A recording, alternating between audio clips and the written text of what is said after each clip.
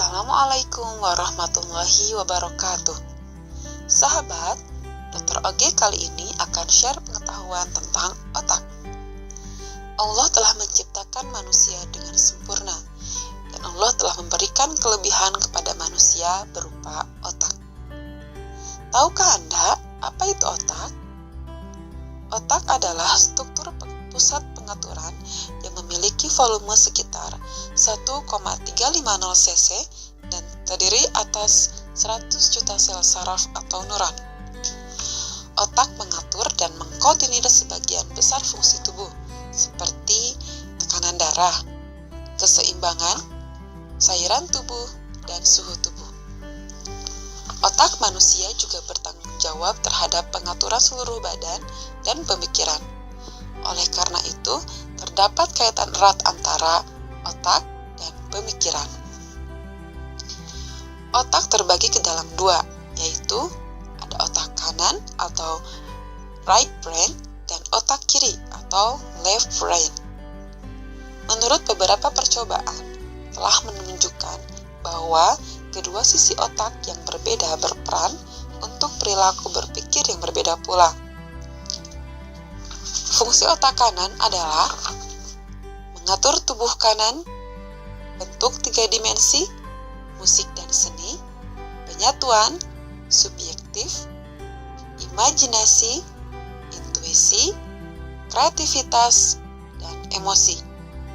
Sedangkan fungsi dari otak kiri adalah mengatur tubuh kiri, logika, menulis, berbicara, matematika, keterampilan ilmiah, analisa, objektivitas, dan perimbangan. Orang yang dominan menggunakan otak kanan cenderung menggunakan kreativitas untuk memecahkan suatu masalah. Mereka lebih banyak mengandalkan intuisi dan lebih cepat menangkap gambaran keseluruhan situasi. Pada intinya, orang yang dominan menggunakan otak kanan tidak detail-oriented. Sementara orang yang dominan menggunakan otak kiri, mereka lebih memilih alasan untuk segala sesuatu yang lain.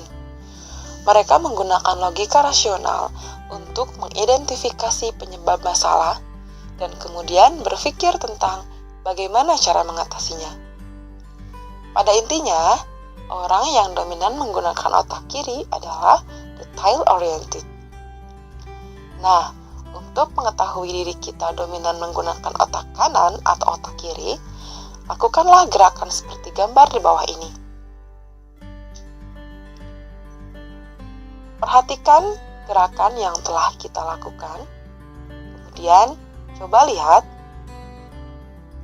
apakah ibu jari yang berada di atas tangan kita itu ibu jari yang kanan atau ibu jari yang kiri. Jika ibu jari tangan kiri berada di atas, maka kita dominan menggunakan otak kanan. Begitupun sebaliknya.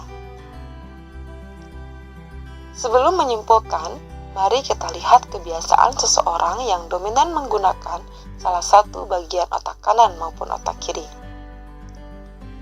Kebiasaan orang yang dominan menggunakan otak kanan, mereka merasa lebih nyaman dengan sesuatu yang acak.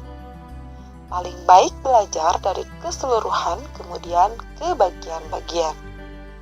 Mereka lebih memilih sistem membaca keseluruhan bahasa, menyukai gambar, grafik, dan diagram, lebih memilih melihat atau menyalami subjeknya lebih dulu.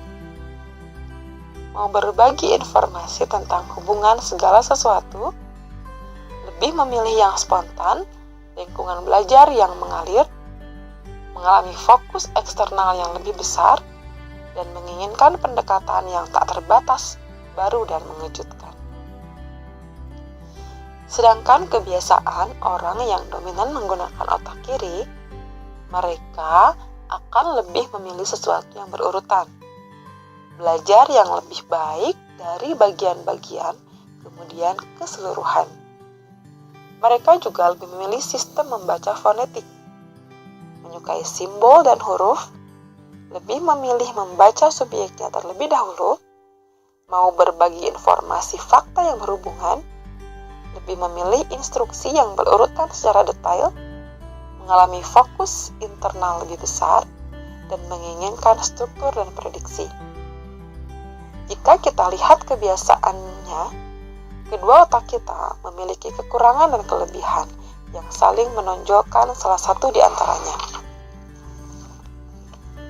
Namun sebenarnya, jika kita aktifkan keduanya, maka akan menjadi kolaborasi yang sangat hebat dan luar biasa, karena terdapat unsur yang saling melengkapi.